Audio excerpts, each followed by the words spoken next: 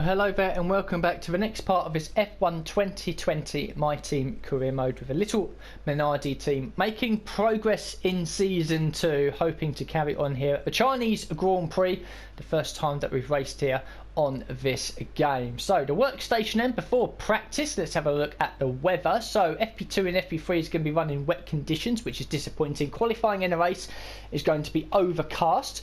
So the weekend preview there, the weather forecast is going to remain overcast. So track and air temperature will be down a little bit. So I'll have to bear in mind that with the tyre pressures, if we have them too low, we won't be able to generate enough heat. Because I said at the end of the previous episode, I think it's going to be the same as Bahrain, mediums and hard tyres around here. But if the track temperature is going to be a bit lower, we might be able to sneak a stint on the soft tyres. So it could be softs and hards around here. We'll have to wait and see. High cash balance, we know that anyway. We spent a lot of money on the durability department. That'll be in hopefully at the end of this weekend. And the performance comparison screen, certainly something we need to have a look at. So then, driver details, a rivalry going into this. We're 1 point behind Gasly. It'd be nice if we could beat him, but I'm not really interested in that. As well, driver details. Total points now in our career, 37. Average finish still 13th. Average grid still 16th. Would be nice to bump that up a little bit. So the performance, this is the big one then. So then, between Bahrain and China, we managed to do 2 minor upgrades. The stators and the reshaped combustion chamber. They came onto the car at the first time of asking. For the aerodynamic department, we managed to get the secondary wing flaps in at the first time of asking, but the rear wing outer strakes failed, so we had to quickly get that redone at a slight cost to get that upgraded and legalised onto the car. So we have 4 minor upgrades actually, 2 from the powertrain department, which now puts us as the 9th best team in that department, and 2 from the aerodynamic department, which puts us as the 10th best team. So what does that mean on the progress history? Well, there we go. Red Bull have had another little upgrade and are now on paper better than Mercedes. Ferrari have had a nice upgrade as well. Same for Renault, AlphaTauri. McLaren have had a big old upgrade. Racing Point look like they've gone down a little bit actually. It could just be my eyesight, I don't know, but that pink line looks like it's gone down a little bit. Not too sure how that's happened. Alfa Romeo have had an upgrade. Of course we have as well. Same for Haas and same for Williams. So it looks like that we've bridged a bit of a gap to Haas and closed up ever so slightly to Alfa Romeo and Racing Point ahead. But obviously most or a majority of the teams there have had some sort of upgrade between Bahrain and China. That will put us a little bit closer, I feel, towards the midfield. We'll just have to see how that transpires on the lap times in the practice sessions. As for our units then, units number 2 we used in qualifying and the race, and we'll do so here at China. Units number 1 we use in the practice sessions. So we'll make the change back onto those. Slightly higher wear rate, but I'm sure it'll balance out once everything is done with after the next couple of weekends. Gearbox, practice gearbox, we're coming into the third event of these. I always order a new one once we've hit 20%. 11% we're sitting on at the moment, so that's fine. Event gearbox, 2 of the 6 race weekends have completed, only 13%. As far as we're concerned at this point, we have no issues with the gearbox wear. Weekend tyre allocation, I've gone for the balance setup here, which is something I rarely do. Usually it's softs and mediums, but we've chucked on this extra set of mediums and hards that we'll probably use in FP1. It's disappointing that FP2 and FP3 is going to be run in wet conditions. I will enter both of those sessions and hopefully there'll be some dry runnings. I don't feel confident or have enough time in the 45-minute session to get as much of the resource point programs done. But we'll certainly give it a go at least. And the final screen then, the standings: 10th place at the moment, 5 points, a 10th at Australia and an 8th at Bahrain. And Nick De Vries, you can see there in 12th, has his first point of the season with a 10th place at Bahrain. That equates to 7th place, joint with Alfa Romeo in the Constructors' Championship. Season results you can see there, and the trophies as well. So we'll disappear to FP1. I'll try to do as much as possible, because if FP2 and FP3 is fully wet conditions, then there's no point really going out on circuit if qualifying and race is going to be dry. So I'll go away to FP1 as I usually do and give you an update at the end of the session. So here's the final results from FP1. Ricciardo has managed to pull a lap out of his arse from somewhere to set a 1:32.692, 8 tenths quicker than Verstappen, Bottas, Hamilton and Kvyat completing the top 5. Quite a few runners out there on the hard tyres. We used up both sets of medium tyres. that were available to us in FP1. We also managed in purple to get the track acclimatisation, time management, fuel management and race strategy programs all done in purple. We also had the secondary objectives to do, so you get the 5 little ones on the right hand side, which is like complete a lap, DRS, whatever. They're all done, and we've got 2 primary ones as well for updates. They're all done as well. So we've got 100 resource points left to gain in both the ERS and the qualifying sim programs. We ended the session seeing 16th, just a 10th ahead of Nick De Vries, comfortably ahead of Latifi and Magnussen and Raikkonen. Grosjean and Russell on the hard tyres, but they'll be expected to be around where we are as well. So we're sort of just on the back of the midfield a little bit. Pace feels good, car setup feels good. I've got a nice even balance across all 4 tyres. FP2 is going to be fully wet conditions, although there looks like there might be some dry running in FP3. So I'll be back, I think, at the end of FP3 and let you know how the practice sessions are going. We're not going to run an FP2 at all. I'll literally just skip the session, I think, if it's going to be fully wet. And then we'll go into FP3 and wait for potential dry running and try to get some more practice programs done. So I'll see you guys at the end of FP3 and give you an update. So here we are then at the final classification for FP3. Vettel fastest in a 32.0. The rain all the way through FP2. Me and 3 other cars, actually 4 of us in total, didn't actually go out and set a lap time. So the AI, obviously, some of the AI thought pointless to do it. Track was very, very quiet for the first probably 7 or 8 minutes of FP3, and then it started to dry out, and then everyone, of course, went out there on the soft and medium tyres. So this is the order, as you can see. It's a little spread out a little bit, because obviously the grip levels out there, and I think different AI cars running different programs. 15th for us, 2.813 off the pace. We've completed fairly comfortably the ERS and qualifying practice programs, so we've ended up with we've completed we've got the maximum amount of resource points available to us, so that's a nice healthy amount going forward. We were 15th then. Down here we've got Nick De Vries, who was 2.4 seconds slower than us, but like I said, you know, Latifi there 7.3 off on the soft tyres. Yeah, other cars on different programs, I can assume, so nothing really to take from FP3.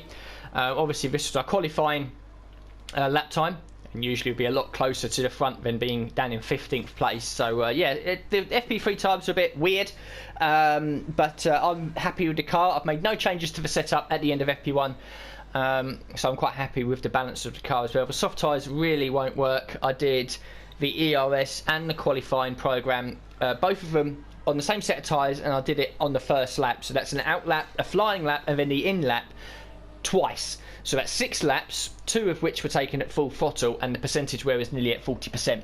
So it's going to be like Bahrain, where it's going to be a medium and a hard tyre compound for the race, unless somehow we manage to make it into the top 10. So we'll come off this screen, we'll have a look at the resource points that we gained, and then focus our sights on qualifying.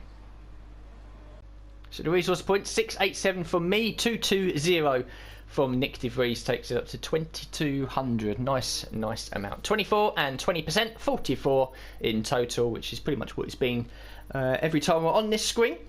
And yeah, so yeah, the acclaim means not much for me once I hit level 15, because obviously we can get the 3rd set of driver perks for us. Nick De Vries as well, his acclaim goes up a little bit, it'll bring his value up. Team acclaim is quite important, because if we get to level 20, which I believe is the highest you can get to, then we can sign our 4th and final secondary sponsor to generate a little bit more money. But yeah, so we're just moving through these acclaim levels slowly but surely as the season goes on.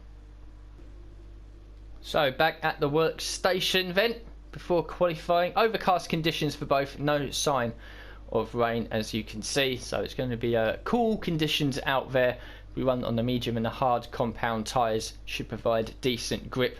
I've sort of fiddled around with the tyre pressures in FP1 to make sure that the mediums and the hards operate well in the cooler conditions. So we'll make the change from units number 1 onto units number 2 for qualifying in the race, and this is what we'll be doing probably for the first maybe half of this season, because you could pretty much run units number 1 quite long until they really start to affect you in the qualifying sorry, in the practice programs, if you like, you can get up to 60-70% and still get, you know, a majority of them done. 67% in qualifying the race will certainly hamper your progress, but yeah, everything's still nice and healthy at this stage. Gearbox then, practice gearbox after FP1 and FP2 13%, event gearboxing up to 14%. That'll probably be around 20% by the time we're done with this weekend, and that'll be 3 of the 6 race weekends gone. So as I keep saying, event and practice gearbox completely fine. Power units as well, we'll have to order some new parts at some point. Hopefully we can do it a bit later in the season, and instead of taking 2 grid penalties that we did in season 1, maybe we can just get away with doing it once. So we'll advance to qualify and try and secure a decent spot on the grid.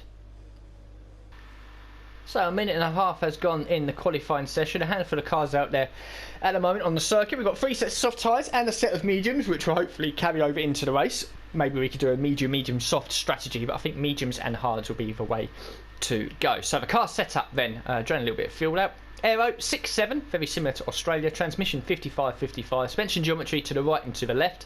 Suspension 5.3, 6.5, 4.5.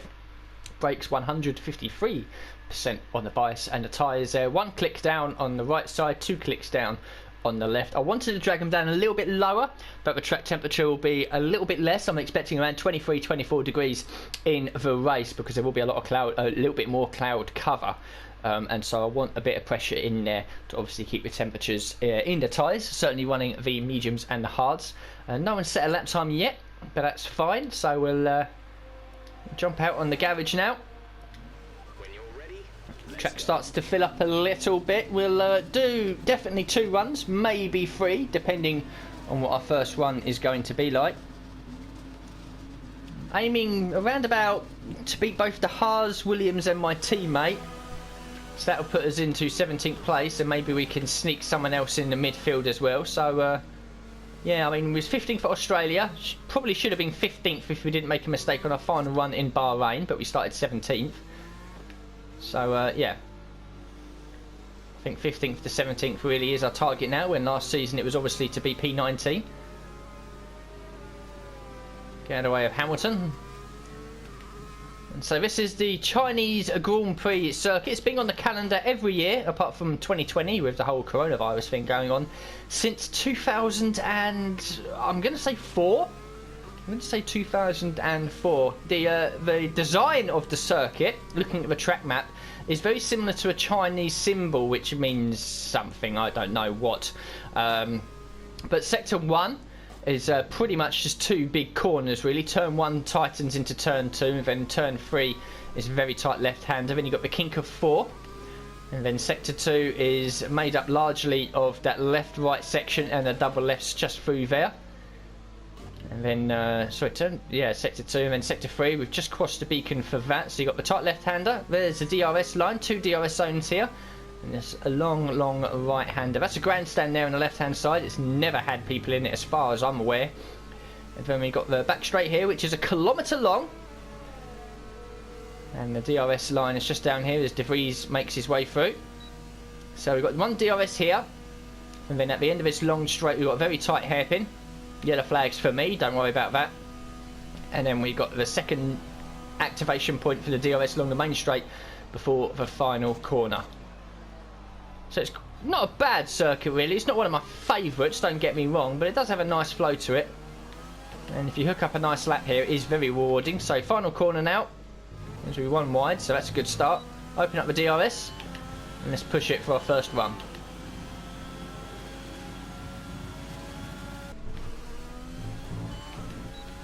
So across the line, I made a huge mistake. 6.5 tenths off Giovinazzi. We're probably going to be last on the timing screens. Made a massive mistake going into the tight left-hander before that long right-hander leading onto the back straight. Completely outbraked myself. I was off the circuit and everything, so lost a hell of a lot of time through there. Probably well over a second, I reckon.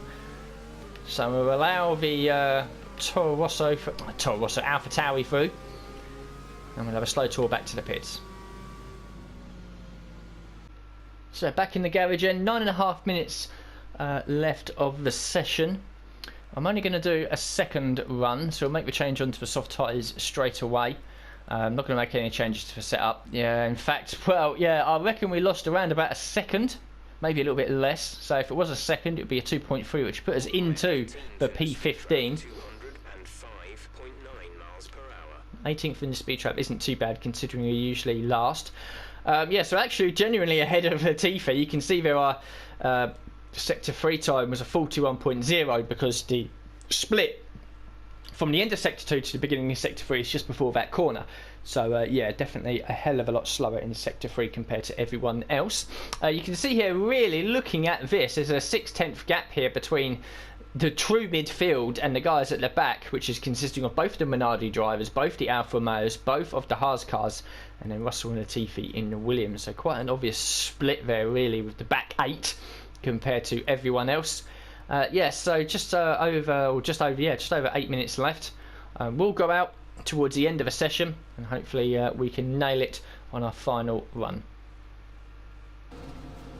Okay, just over 2 minutes left of the session. You can see everyone's coming out now for their final run. I'm looking for a full second improvement.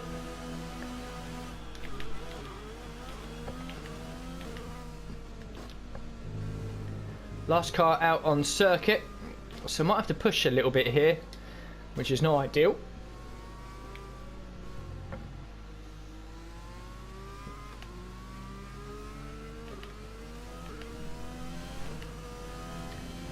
Still in P21 though, but we know we can go a lot quicker than that. I was completely off the circuit. It was pretty horrendous, really.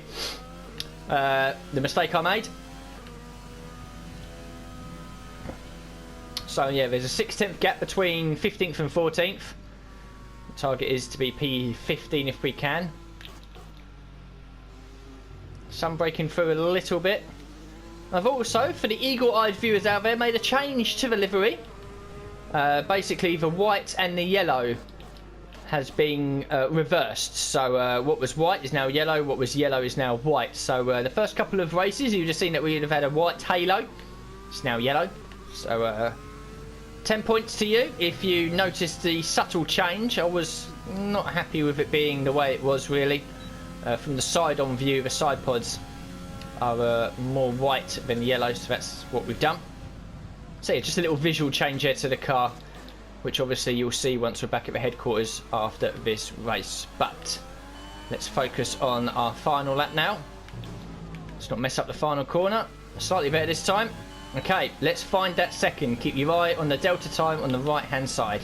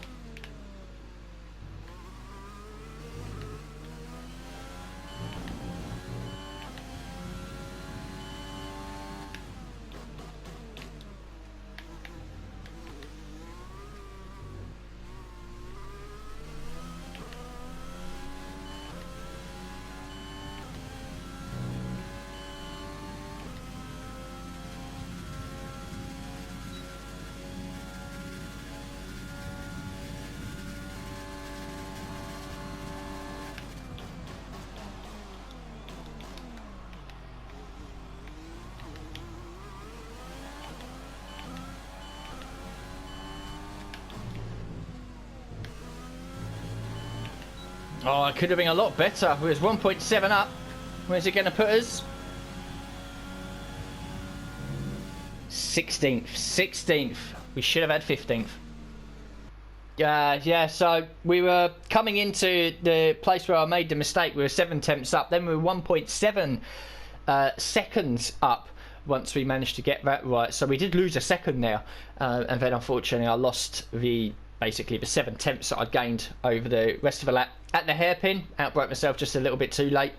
I knew I had, as soon as I hit the brakes, I knew I was going to run wide. Disappointing to be 16th. We were probably very close to being 15th. So Hamilton takes pole ahead of Bottas, Vettel, Leclerc 3rd and 4th, Verstappen, Albon 5th and 6th, and then it's McLaren, Renault, McLaren, and then it's the 2 racing points, the 2 Alpha Tauris, and then Raikkonen in 15th, who was a 10th quicker than us. So if we'd managed to maintain that 6 tenths, we would have been on the 1.7, which would have put us actually between Kvyat and Gasly. So we do have genuine midfield pace. We just need to obviously tidy up our laps a little bit. So 16th place for us, a 10th and a little bit ahead of De Vries, who's a 10th and a little bit ahead of Giovinazzi. I mean, it's Magnussen in 19th, Russell 20th, Grosjean and Latifi at the back of the grid. You can obviously see the improvements that the team has made in the off-season and in the improvements between Bahrain and China as well. It's good to see Nick De Vries a lot closer to us as well. So the rivalry breakdown, we lose a point to Gasly. I think that puts us 2 behind, something like 8 to 6 or something like that. Oh no, it's 12 to 9, is it? Or no, 8 to 10. Yeah, okay, we're still 2 points behind, but it doesn't matter too much. Again, 24%, 20% and 44 for both the drivers and the team. So just chilling by our laptop in the workstation before we go to the track. 28 laps it's going to be. The strategy for this race is just like any other. Now we'll start, lead out of turn 1, win by miles. Any questions? Yeah, no. Right, so there's nothing else really to look at. We've made the changes obviously onto all this lot. The weekend tyre allocation, obviously we've got I think 2 sets of mediums, a set of hards and maybe 2 sets of softs to carry into the race. I will have to double check that on the multifunction screen at some point during the race. So yeah, we'll go to the race. We'll have a look at the track build-up. It should be the first time we're being at China in this career mode. The grid formation as well, see if anyone has any early season penalties, and then have a look at the race strategy. It's time to find out which driver is up to the task of claiming the Chinese Grand Prix. We're here in Shanghai.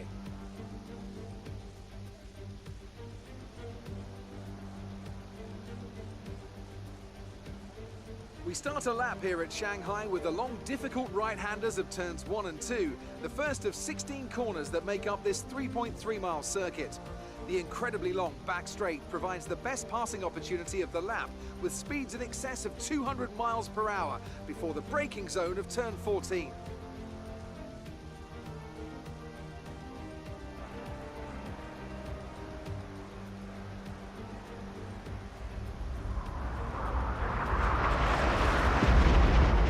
It's time to see how our drivers are stacking up after yesterday's exciting qualifying session. An immense lap from Lewis Hamilton yesterday puts him on pole position, and Valtteri Bottas will line up alongside. As we continue through the rest of the grid today, we have Vettel, Leclerc, Max Verstappen and Albon, Sainz, Ricciardo, Ocon and Lando Norris, Stroll, Perez, Daniel Kvyat and Gasly, Raikkonen, Lee, Nick De Vries and Antonio Giovinazzi, Magnussen, Russell, Grosjean and Nicholas Latifi.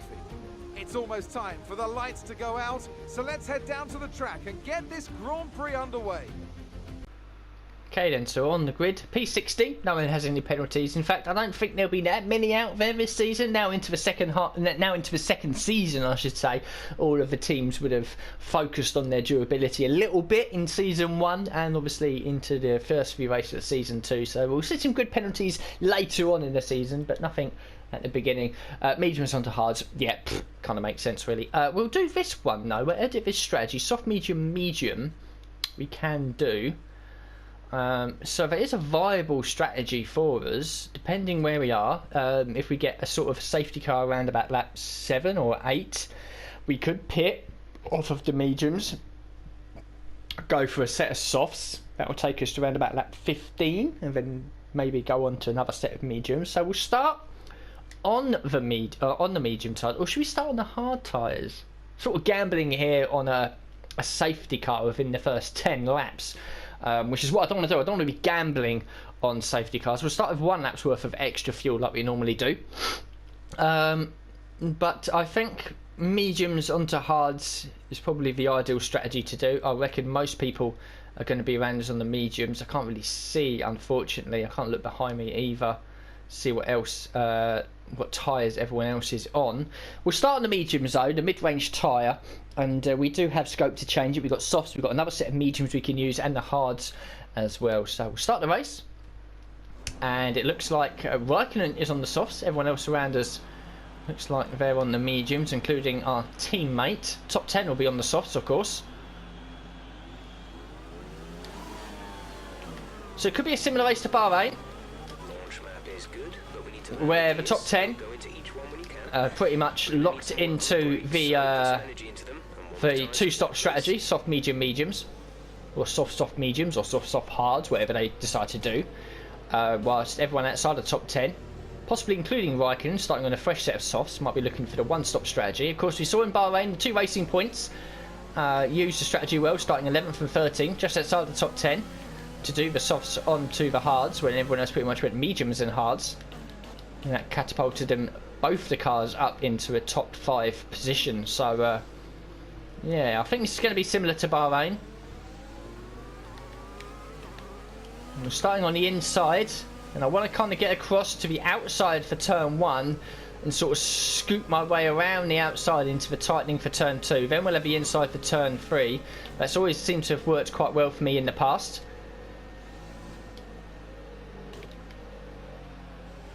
So we'll just have a scan through now on the MFD the next tyres.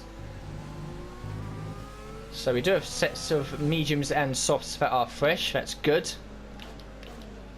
Tyre wear obviously not an issue. Tyre warm up obviously we'll be doing on the formation lap as it is anyway. That's the units coming into the race. Gearbox is the worst at 15%. The turbocharger is also one that gets a bit of a pounding, but everything else underneath 10%, so that's good to see.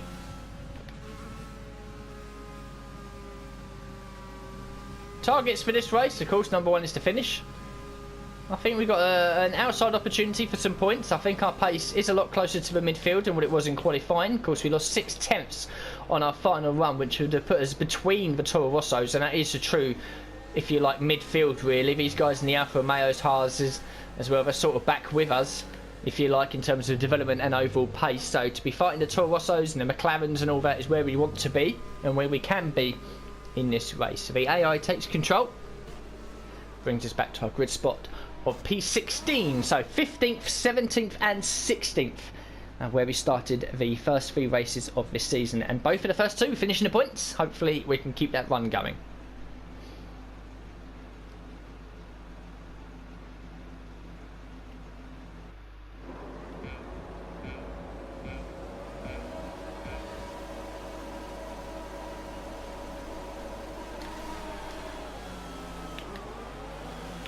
Not a bad start. Sorry, Nick, we're going to have to chop across you. Here we go then, round the outside. What can we do from here? Gaining, gaining, gaining, making positions, making positions. It's such a dirty little tactic. Oh, nearly gave a love tap to Perez. But we're through. We've done both the Toro Rossos, or Alpha Tauris, I should say. Oh, and then we run wide and make contact. Have we got any damage from it? No. And that was the biggest dive bomb of my life. Yellow flags behind us, so someone out there has made a boo-boo.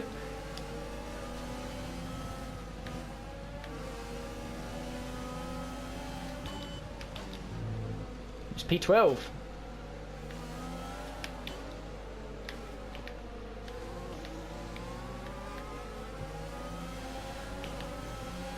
Bit scrappy.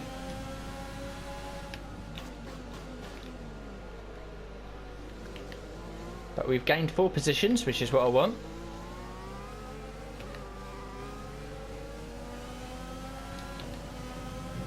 Great first lap. Keep it up.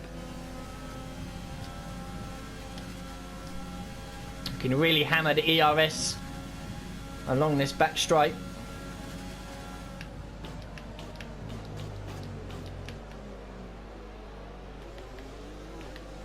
Short shift up a couple of gears as well to kill the rear wheel spin. Slowest point on the circuit. And then the final corner, nice flick left to run the car wide. It's fine with that. That one completed. Let's try and settle into a bit of a rhythm now. We're right in amongst the midfield where we are expected to be. Let's try and look after these medium tyres a little bit. Okay, coming through now to complete lap 2. Doing okay. DRS will now be in effect. DRS DRS will be enabled this lap. You can use Kind of it crucial if we can get it off the Stroll if we can. and in the DRS zone. We're very good in the first couple of corners. You can see how much we do close up to Stroll.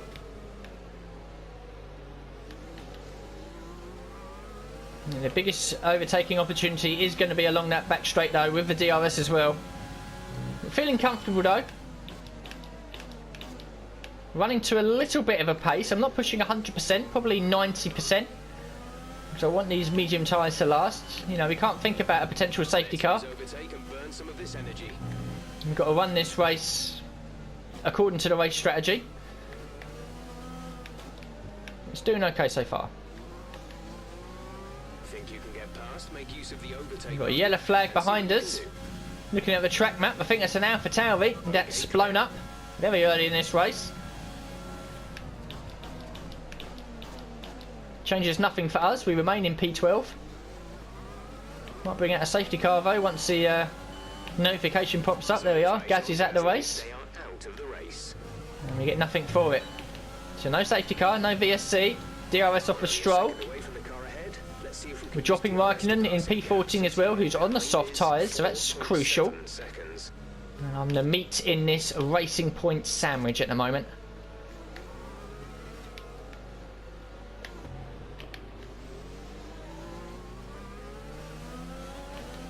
Of course, Stroll was very twitchy there on the exit. Putting him under a bit of pressure here. Oh, look at that again. Oh, he had to back out the throttle as well. Because of that, so did we. Applying the pressure to the young Canadian. This is a place I don't want to be up his arse though. We'll lose front downforce. Car will naturally understeer. We'll be shaping up a move here down the long DRS straight. We're 3.8 seconds ahead of Raikkonen, who's about the same amount of gap ahead of everyone else behind. So good pace here. I'm thinking as well with the the two McLarens and two Renaults, a few seconds up the road, they're going to have to probably pit twice here. I'm definitely going to have Stroll here. And they're the guys I'm looking to beat. Come on, Mercedes power.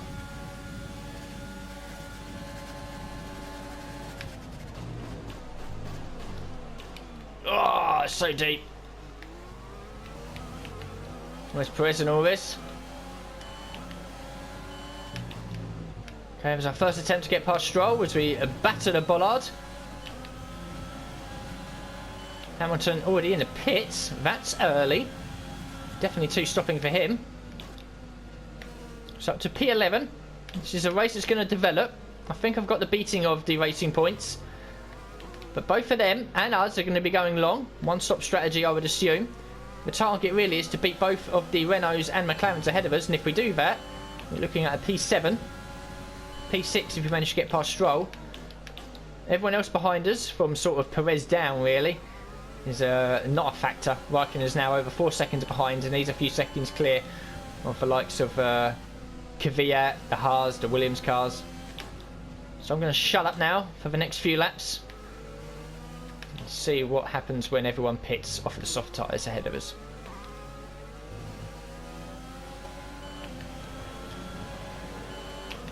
So into lap 8, everyone on the soft tyres has now pitted. And it's Stroll leading, we're second, Perez is third, and all three of us are pretty evenly matched.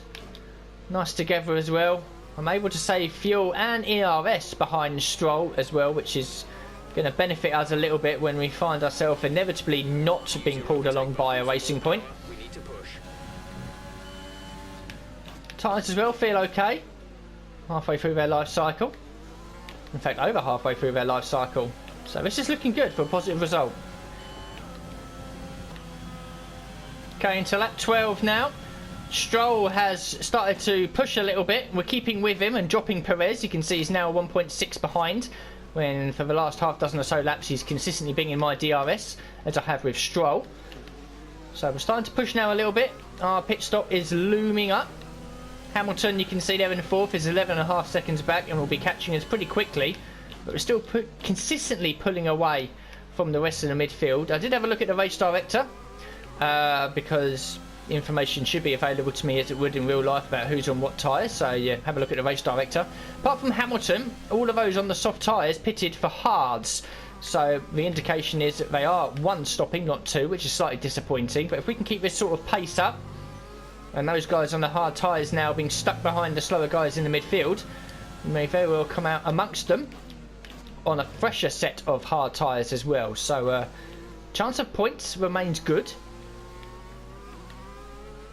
I don't think we're going to be able to get DRS this time off for Stroll, unfortunately. Tyres are starting to creep a little bit. Okay, lap 13. And we're pitting at the end of this lap, so I'll be doing this lap in rich mix because we're going to take absolutely everything we can out of these tyres. Stroll really is starting to set an impressive pace. Hamilton is catching us, that's to be expected, but he's on a 2-stop strategy, so he'll be behind us. And we're pulling away from Perez as well.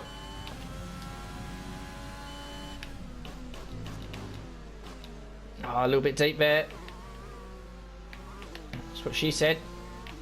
Oh, tyres really starting to slide a lap.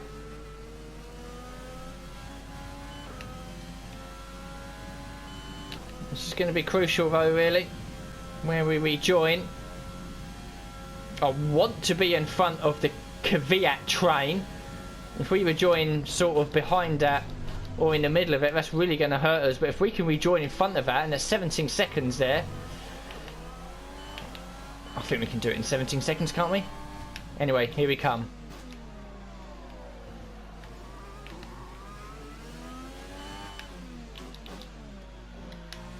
Right, this is crucial. If we can get out ahead of that Kvyat train, we are looking great for points. Perez also in behind us, so Stroll will be in at the end of this lap. We're not. We're going to come out right in the mix. Right in that clusterfuck. Complete. Go now. A few of them have come into the pits though.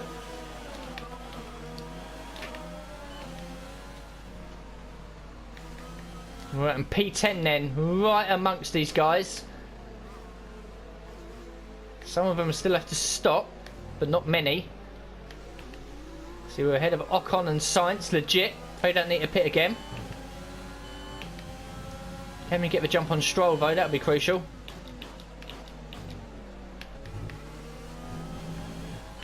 So Nick De Vries pits. Nick in the pit. We have good pace. Stroll's coming out of the pit, so are we going to get the jump on him? No, we're not. He rejoins just in front of us. Oh, it's very slow though, trying to get these tyres up to temperature. Oh, we've mugged him proper around the outside. So P7, I think Hamilton still needs to stop again, but we are pretty much behind the Ferraris, the Red Bulls and the Mercedes. They're the only cars ahead of us. We are the best of the rest at the moment, and we can push these hard tyres.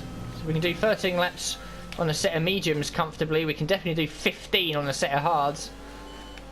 I think it'll be difficult to keep Stroll behind. Perez has lost out big time though. This is good for points. Coming through inside lap 17 of 20. Look at us, we're keeping pace with the Red Bulls. Hamilton's in the pits now. So that's P6. Stroll is just about hanging on, but we've absolutely dropped everyone behind us. The McLarens, the Renaults and Perez is what I'm talking about really. Everyone else is not on our level and absolutely well in the background. But look at us, we're P6 and we're keeping pace with the big boys. And we're on slightly fresher tyres as well, don't forget. These guys pitted at the end of like lap 7, 8, 9. We pitted at the end of lap 13. So the longer we stay with them, and I'm pretty confident we can stay with them for a majority of this, well, basically until the end of the race, we're looking good for another points finish, and a good one at that.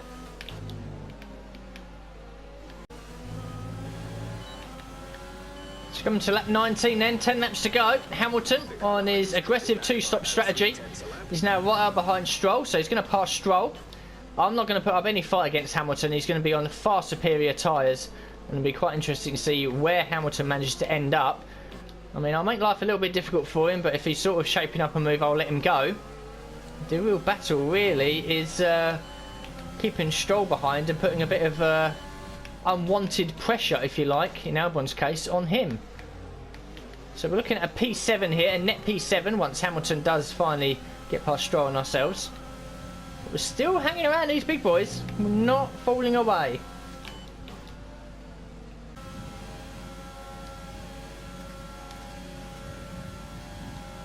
Here comes Hamilton.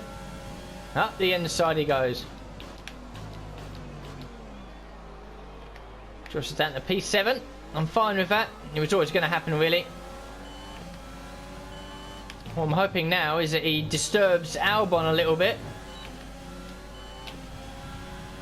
to give us half a chance of maybe getting past the Red Bull.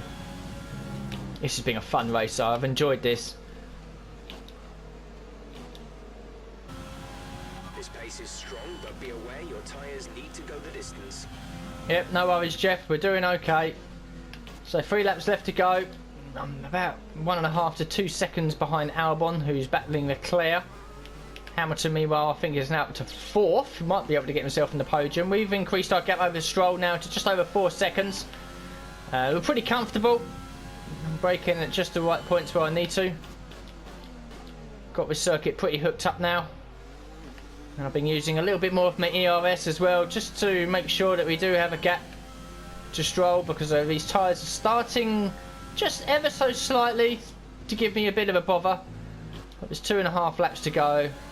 Unless I throw the car off into the wall, we are looking good for a P7 here, which is a great result. Really is.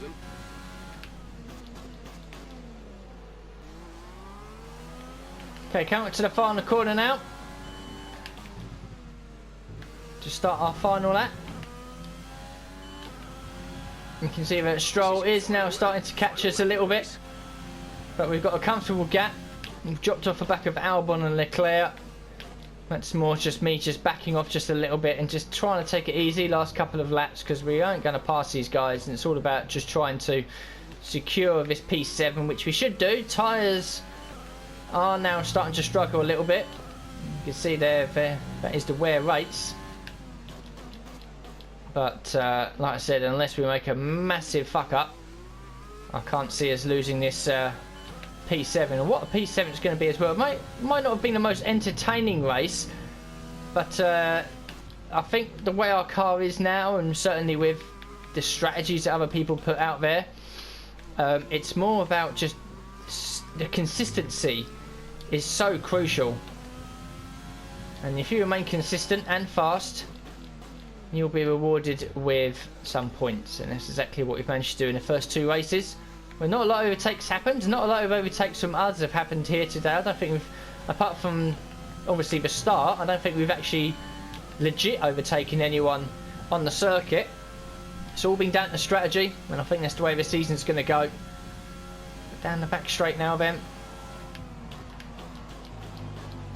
We can take it a little easier into the hairpin. Stroll is just a couple of seconds back. Means nothing to us. Bottas has won. I think Hamilton's managed to get up into P2. But it's 3 points in 3 races. P7 at China. So there we go then. Bottas wins. Hamilton, with the 2-stop strategy, comes back to take P2 and secures an extra championship point for the fastest lap. And it's Vettel, Verstappen, Leclerc, Albon. We were in 7th. Best of the rest after the big 3 teams. Lance Stroll was a 2.5 seconds behind us at the end. A 35.8 was our fastest lap. 4 tenths away from these guys here. 5 tenths away actually from Lance Stroll, but quicker than everyone else behind us. So Stroll, Sainz and Norris complete the points. We were helped really, these guys here, the McLarens, the Renaults and Perez, when they made their one and only stop, they came out in traffic, really heavy midfield traffic consisting of our teammate Alfa Romeos, Haas, Williams, that sort of thing. Which really hurt them, really. When we pitted, we came out in sort of cleanish traffic, but crucially ahead of these guys, which enabled us to jump up into the points and stay there as well, and comfortably stay there in P7. 6 World Championship points. So Ocon and Ricciardo for 8th and 9th on the grid failed to score any points for 11th and 12th. Perez was 13th. Nick De Vries from 17th finishes in 14th. Well done to him. He was ahead of Giovinazzi, Kvyat, Magnussen, Grosjean, Raikkonen, Latifi, and Russell. Gasly was the only retirement very early on in the race, didn't bring out a safety car or a virtual safety car, and Anthony Davidson gave me the driver of the day nomination, coming from 16th to 7th. So the standings after 3 of 16 races: Bottas takes the lead of the championship, ahead of Vettel, Verstappen in 3rd, Hamilton up to 4th, Perez, Leclerc and Stroll. We move up into 8th place, the highest we've ever been, with our 6 points ahead of Kvyat and Albon as well. Raikkonen, Sainz, Nick De Vries and Lando Norris on a single point, and still plenty of drivers yet to score. In the Constructors, Mercedes have a 23-point lead over Ferrari, who in turn have a 28-point lead or 29-point lead over Red Bull, who get past Racing Point, who drop to 4th. We move up into 5th place, the highest we've been in the Constructors standings as well, ahead of AlphaTauri, McLaren and Alfa Romeo. Renault surprisingly still get to score. Haas and Williams also on 0 points. So the rivalry breakdown due to Gasly failing to finish. I actually forgot that when Gasly retired it was giving us a nice boost. So we're now in the lead of this one, actually 12 to 10. Team McLaren 24, 20 and 44 yet again. So we're nearly acclaim level 13. Nick De Vries getting close to 11, halfway up level 16. Finally the cash. Satellite, we were never going to do that because we didn't run in FP2, but we were very close. The other two came in. Damage reductions, 50 grand for me for something, I'm not too sure what. But we go from 8.6 to 9.2, 600 grand profit we've made from the weekend. So we're back in the headquarters then. We have a sponsorship renewal with Atlantic. We're manager sponsors. So Zaynetto is going to end very soon, as will Satellite. So Atlantic was pretty good. We'll have a look at the weekly income though. We'll scroll up to the top. Let's see if there's something else that we can pretty much do. So Zanzer we don't have. Achieve at least one podium finish, not going to happen. Belezia achieve pole position, achieve a podium, achieve and hold first position for 2 laps. Moon. None of these are going to be... I mean, we might as well just stick with Atlantic. As a team complete a total of 75 laps during the race weekend. That's easily achievable. We seem to do it all the time. Weekly income is nearly $250,000. The gold bonus is nice as well. So we might as well just re-sign with Atlantic. I mean, we might as well. I mean, Zaynetto answered at least 2 interview questions during the race weekend. We seem to get about every race weekend. And as a team, completed a total of 100 laps during the race weekend. That's slightly difficult to do. But the weekly bonus is still good. Our primary sponsor, as you can see, $11.9 million. That's very nice indeed. So we've got 10 days before the next one. We've got a durability upgrade coming in as well to get that all up to spec 2, same as a personnel department. We can do some activities though. So simulator training, experience, which is going to matter a lot to Nick De Vries. We'll get that on the go. Marketing strategy conference, sure, why not? That helps the team acclaim. We've got a vehicle PR filming, drops the morale down a little bit. Team acclaim goes up by 750 and we get a little bit of money for that. A funded team event away massively improves morale for all the departments. We'll get 60 resource points. It would cost 20 grand, and we can attend an F1 esports event which improves my own acclaim. So we might as well do the vehicle PR filming. We might as well. That's massively going to improve the acclaim for the teams. We've got quite a lot going on. Facilities and all that jazz, everything seems okay at the moment. We want to get the durability department in and then think about what we're going to do after that for the other departments. R&D we need to have a look at as well. Vehicle management is fine. I'll touch base on that in the next episode. Yeah, so all this is pretty much fine. So then, is there any upgrades that we can do? We've got 2,500 resource points. We could probably get... we're very, very close to getting level 2 done on the durability side, and we know that the durability is going to be spec 2, so more things will be upgraded. We've got a minor and a major upgrade for the chassis department. We've got 3 major upgrades ready for the aerodynamic department and 3 major upgrades ready for the powertrain department. The aerodynamic and powertrain departments are certainly 2 departments I want to work on this season. I'm quite happy leaving the durability and the chassis side of things for now. I mean, looking over here, we've got 5 majors and a minor and 2 minors before we run out of development time. Down here in the aerodynamic department, we've got 3 majors and 5 minors actually, until we're done with that. So we might as well have a look at the aerodynamic department just a little bit more. So tertiary wing flaps, we'll have a look at that then. So an alteration to the shape of the tertiary wing flaps means slot gaps are more strategically placed for better airflow, further increasing downforce. 30% failure chance that will arrive between Spain and Azerbaijan. Cool. And we can go over here to the rear wing upper flap as well. We have enough resource points for that. Again, between Spain and Azerbaijan. Optimizations to the design of the upper flap can result in more efficient use of airflow to increase downforce levels without having a negative influence on drag. Nice. Cool. So if they come onto the car, that will jump us up ahead of Haas, just behind Racing Point. So then, we will advance time. So the simulated training comes in for Nick de Vries, the marketing strategy centre as well. We now have a press interview, which I'll do off camera. Actually, I'll do that off camera and let you know how that goes after we're done. So we're back at the headquarters then after that interview. Generic questions basically from Will Buxton. A couple of the questions in there were basically where we're focusing our time on. I said whatever department, because that's pretty much what we seem to be doing at the moment, as my game does something a little bit weird there, but we're back, we're fine, we're good. Yep, we're good. Yeah, so I've managed to boost the morale a little bit in the aerodynamic department, get a little bit of extra acclaim as well. I don't think there's anything else really that we can do, so we'll advance to time. Durability now all spec 2. Weekly resources and running costs comes in. Vehicle PR filming, and very nice indeed. Tyre allocation, we'll go for the softest, which is what I want to do. So then we have 10.5 million now in the bank, which is nice. 411 resource points. Team acclaim still level 16. I was hoping it to be level 17 after the vehicle PR filming, but we can go and have a look now. Durability department now spec 2. Ooh, it looks nice, doesn't it? Look at that, eh? Things are being upgraded. We've got windows and people and stress testing components on the suspension units you can see there. So that's all very nice, isn't it?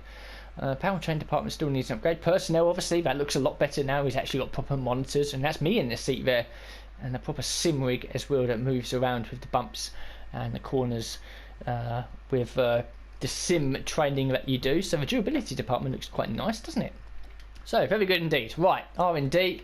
Okay, the powertrain durability departments are now poor because we focused a bit of time on the aerodynamic department, which is now 6% build time, failure chance decreased by 3. That might help a little bit with the 2 major upgrades we've got going on. As for the vehicle, the power unit and the gearbox, obviously, well, the gearbox is fine. Might as well touch base on it right now. 13% practice event gearbox, 19 power units. Everything still nice and healthy. We'll make the change onto units number 1 before FP1 at Zandvoort, which will be the 4th race of this season. We've re-signed with Atlantic. Contracts as it stands at the moment, 60 days until it expires. Nick de Vries' experience stats gone up 2 as well, so he's now at level 83. Driver market, no need to really look at things there. Team balance 10.5 million. Haven't made too much profit in that one there. Obviously spent a little bit of money. Customization we don't need to look at as well. And as for standings, 8th in the championship, Nick de Vries is 13th, 5th in the constructors. All very nice indeed. So right, we're coming into round 4, starting to get into this season now a little bit.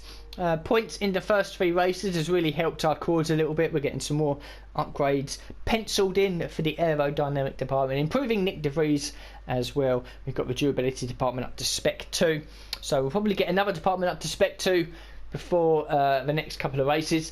And then we can focus saving some money on re-signing Nick de Vries and continuing to train him into the superstar driver we want him to be. As for this episode and the race itself, yeah, we made a bit of a mistake in qualifying. Could have been between the Alpha Tauris in about 14th or 15th place, but the one-stop strategy worked well here, as I knew it would. Basically, the tyre wear rates are sort of similar to Bahrain. Bit disappointed, actually. Well, no, first and foremost, I'm delighted with P7. Don't get me wrong, we were super competitive in that race, really consistent as well. Very rarely made mistakes. Ran wide a couple of times, went deep a couple of times, but that happens to all of them. We managed to look after the tyres nicely, really save our ERS and fuel in the first half of the race behind Stroll, and then we were able to use the ERS and the rich mix fuel to pull away from him in the final few laps when the tyres were going off.